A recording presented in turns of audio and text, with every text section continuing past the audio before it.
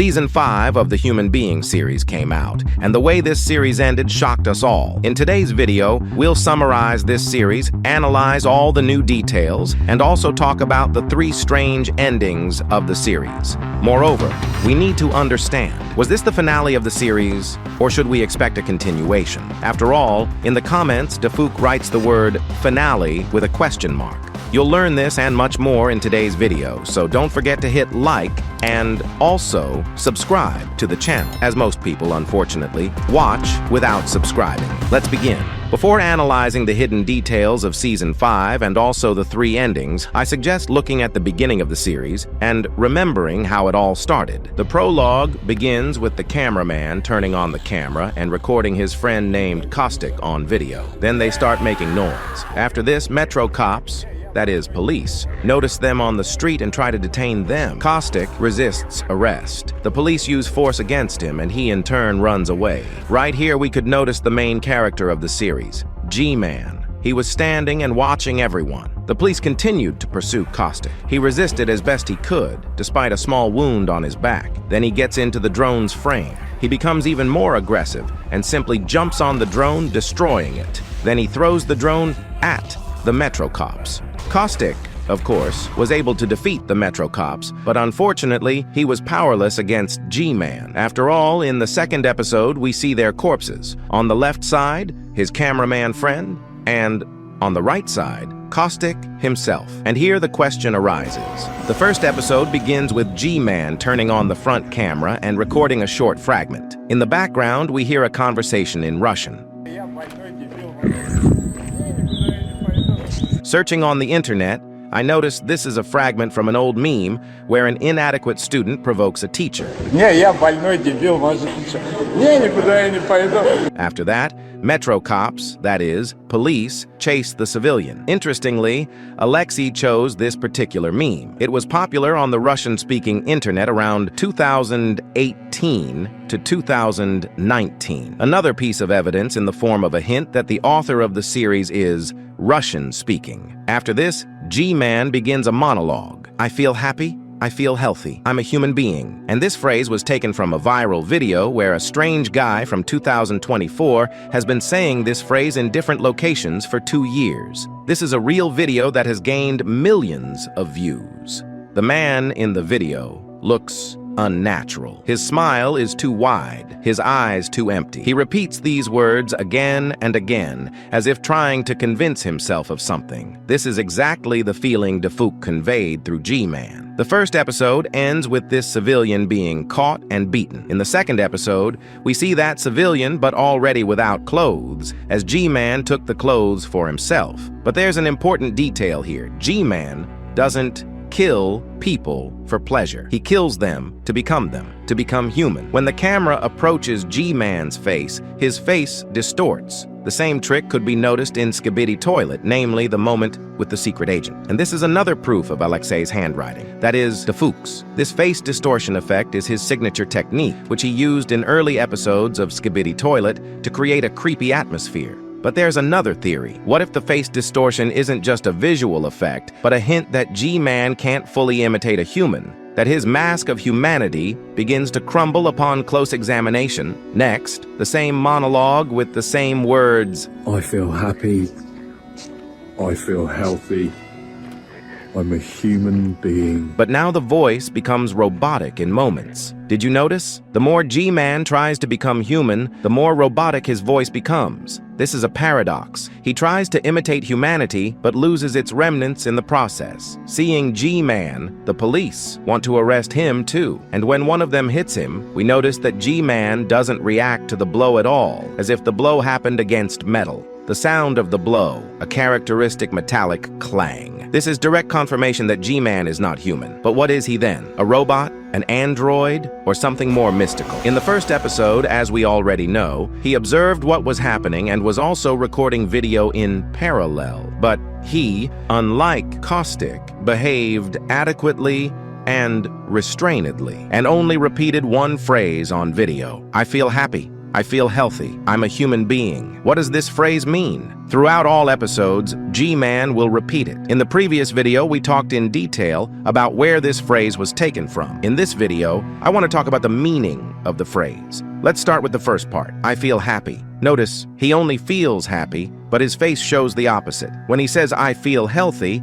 this doesn't mean he's healthy. This is just his feeling, his sensation. With the last phrase, he says he's human. But if we consider the previous phrases and what will happen to him in the following episodes, it will immediately become clear that he's clearly not human. In addition, from the second episode, his face begins to distort, which confirms that he is not human. As I already said, in the second episode, we see his old clothes, as well as Caustic's clothes, which he took for himself. Now, I'll tell you my theory about why he changes into other people's clothes. First, it seems to me that Gman is from another planet, and he has a specific goal and task. It seems to me he really wants to become human, after all. His phrase clearly indicates this, and the fact that he changes into human clothes shows that he wants to be like everyone else. Therefore, he behaves like a human and dresses in human clothes, with the thought that this will help him become human. The second episode ends with Metro cops trying to arrest him, but they fail, as Gman doesn't feel pain and doesn't react to blows in any way. As we see in the third episode, Gman took off Caustic's clothes and changed into a Metro cop uniform. Nearby, we notice small Gman models. This is not connected to the plot at all, but is merely a reference to the first episodes of Skibidi Toilet. As we see, his face continues to distort. And in the background, we notice a huge number of Metro cops who wanted to detain Gman. As we see, they failed. In the background, we notice a toilet. This is another reference to Skibidi Toilet. After all, even the toilet is a model of G-Toilet from the main series. Here I can tell my second theory about Gman. If this series is a prequel to Skibidi Toilet, then we can assume that Gman arrived from this planet of Astro Toilets with one goal, to conquer the world. But first he had to become a Skibidi Toilet. It seems to me this would be an ideal option for showing how the Skibidi virus appeared, and how it all began. But unfortunately, we're unlikely to see this in the new series. Since the rights to Skibidi Toilet belong to the Invis company, and Defuk has no right to show anything related to Skibidi Toilet, including a prequel. Also, in the full version, the local secret agent appeared. He could be noticed on the left side. He glows green and watches Gman. Gman himself doesn't notice him. Gman repeats his phrase, and then a Metrocop helicopter flies up to him and fires heavy projectiles at him. In the fourth episode, we see that he survives even after the strongest explosions. His face still distorts. Notice, the face only distorts when recording is turned on. From this I can conclude that when he turns on recording, he transforms into a human. And what he looks like without recording, no one knows yet. He lost his clothes due to explosions, and he'll have to find new ones, as he wants to be like an ordinary person. He repeats his phrase, but now with a different voice, more robotic and with more bass. An ordinary passerby appears and doubts that Gman is human. Gman, without thinking, kills him and takes his clothes. Secret details were also hidden in this scene. For example, the same small Gman figurines. And what's most interesting, a poster with the inscription, "They are coming." It was exactly the same in Skibidi Toilet, when the secret agent constantly warned of danger. For example, in episode 64, he warned of a trap, and there were exactly the same inscriptions on buildings. As we see, it's the same here, the same handwriting of Defuk, and in the distance, the secret agent could be noticed. More precisely, the secret cat. For those who didn't understand, this is a door closer character named Power Cat. In the fifth episode, Gman changes into that person's clothes. As we see, after episode 4, something global happened, something that infected everyone. The series' story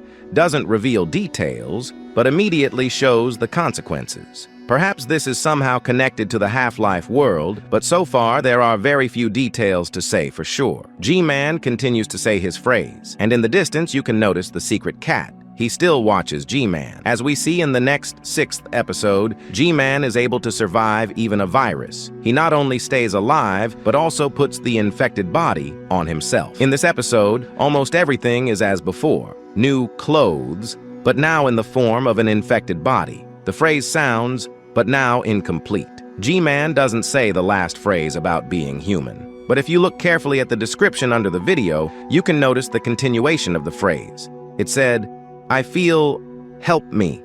What help Defuk meant is still unknown. Episode 7 begins in a completely different place, and they show us an action scene where Metro cops are trying to stop the separatists.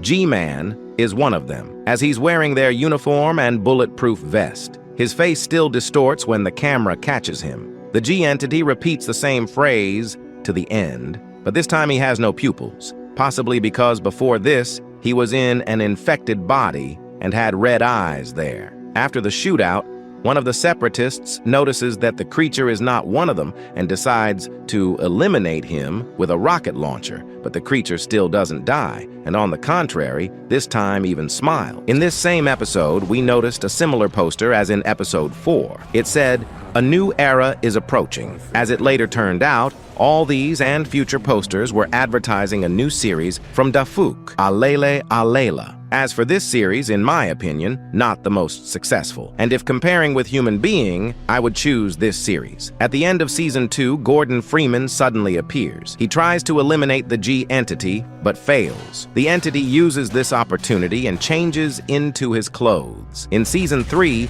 the entire city is already on fire, and the G entity pretends to be Gordon Freeman. Striders are destroying the city, and the entity says its phrase against this backdrop. In this episode, we learn, for the first time, that the entity has the ability to shoot lasers from its eyes. In the next episode, it moves into a Strider's body and continues destroying the city. Despite not being in a human body, the entity continues saying its phrase and emphasizes that it's happy and is human. After its phrase, in the background, we notice a rocket that shoots it down, and in the next episode, we see it again in Gordon Freeman's form. But after people hear its robotic speech, they doubt this is Gordon, and therefore immediately attack the entity. But they fail, as the entity eliminates an entire squad with one hand, and destroys the rest with its laser eyes. In the last episode of Season 3, the battle continues, and the G entity handles all the soldiers who prevent it from going to the end. Then Alex Vance appears, Gordon Freeman's ally. The entity kills her